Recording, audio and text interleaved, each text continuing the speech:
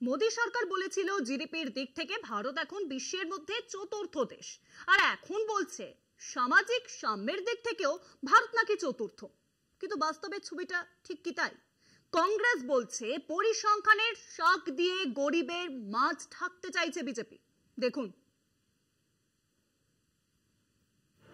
সম্প্রতি সরকারের এক প্রেস বিজ্ঞপ্তিতে বলা হয়েছিল ভারতের অর্থনৈতিক সাম্য মাপার স্কেল গিনি সূচক 2022-23 সালে 25.5 হয়েছে, যা 2011-12 সালের 28.8 থেকে কম।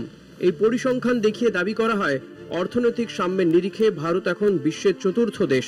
এই নিয়ে রবিবার কংগ্রেস এক বিবৃতিতে মোদী সরকারকে তীব্রভাবে আক্রমণ করেছে। তারা বলেছে, বিশ্ব ব্যাংকের তথ্য অনুযায়ী ভারতে যেখানে 2022 সালে দারিদ্র্যের হার ছিল 28.1%, সেখানে অর্থনৈতিক সমতার দিক থেকে বিশ্বের চতুর্থ দেশ হওয়ার দাবি অযৌক্তিক। ভারতে উপার্জনের বৈষম্য খুব বেশি। 2023-24 সালে ধনীতম 10% মানুষ যেটুকু উপার্জন করে তা নিম্নবিত্ত শ্রেণীর 10% থেকে 13 গুণ বেশি। বিশ্ব ব্যাংক নিজেও বলেছে, বিভিন্ন পদ্ধতিগত পরিবর্তনের কারণে সমতার এই পরিসংখ্যান পুরোপুরি নির্ভরযোগ্য নয়। চরম দারিদ্র্যের আন্তর্জাতিক মাপকাঠি হল দিনে মাথাপিছু $2.15, অর্থাৎ প্রায় 180 টাকা।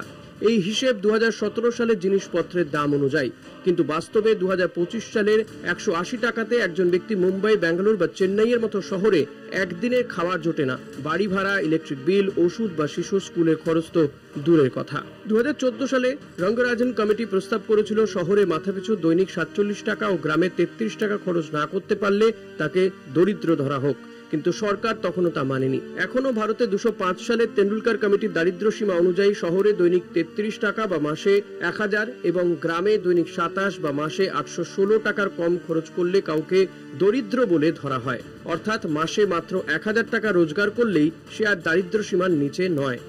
কংগ্রেস বলেছে, ভারতের দারিদ্র্যের মাপকাঠি এখনো পুরনো এবং তা সংশোধন করা দরকার। তাদের মতে বর্তমানে প্রকৃত দারিদ্র্য সীমার আয়ের হিসেব হওয়া উচিত দিনে $3.65 বা 313 টাকা 53 পয়সার কাছাকাছি। সেই হিসেবে দেশের একটা বড় অংশের মানুষ এখনো চরম দারিদ্র্যে রয়েছে। কলকাতা টিভি।